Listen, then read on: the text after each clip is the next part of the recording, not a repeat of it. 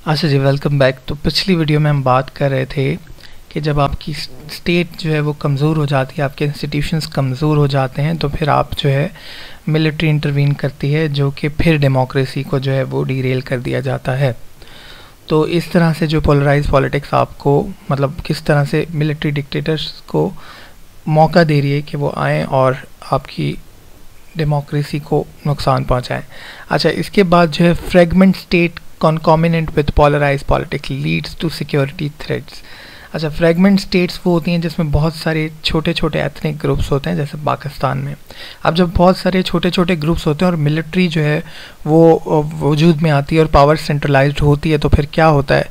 फिर ये होता है कि जी 73 में या गालिबन 72 में जो है वो 73 या 74 में जो है आपने बलूचिस्तान के अंदर जो है उनकी हुकूमत को ख़त्म कर दिया। फिर जो है वो जो मुशर्रफ के रजीम में हुआ कि बुकटी को मार दिया गया, डिप्राइव कर दिया गया। अभी भी जो है वो इवन उनको उनके पॉलिटिकल राइट्स नहीं मिल रहे हैं।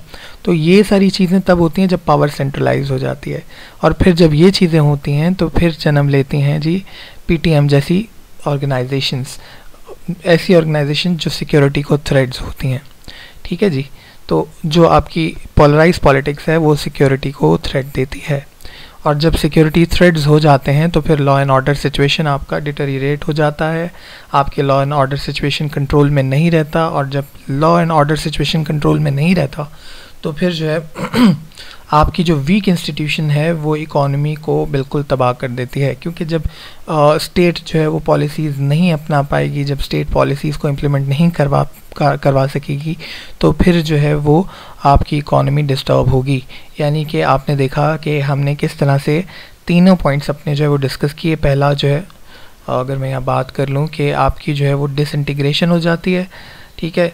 दूसरा जो है वो आपकी मिलिट्री डिक्टेटरशिप जो है से आपके जो है वो सिक्योरिटी थ्रेट्स होते हैं, और तीसरा आपकी इकोनॉमिक सिचुएशन जो है वो भी डिस्टर्ब हो जाती है। तो ये सब जब होता है तो फिर जो है वो आपके यहाँ इकोनॉमिक डिस्पैरिटी पैदा होती है, और जिसकी वजह से फिर आपकी नेशन डिसइंटीग्रेशन होती है।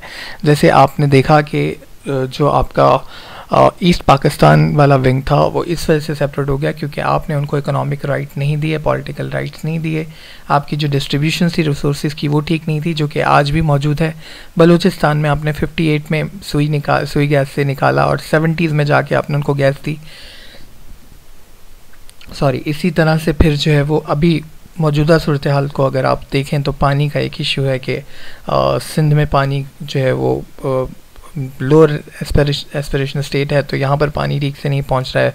सिंध वाले बोलते हैं पंजाब से पानी नहीं आ रहा, तो फिर नेशन डिसइंटीग्रेशन होती है, नेशनल कंसेंसस नहीं बन पाते हैं, जिसकी वजह से आपकी जो इंटीग्रेशन है वो ख़तरे में पड़ जाती है।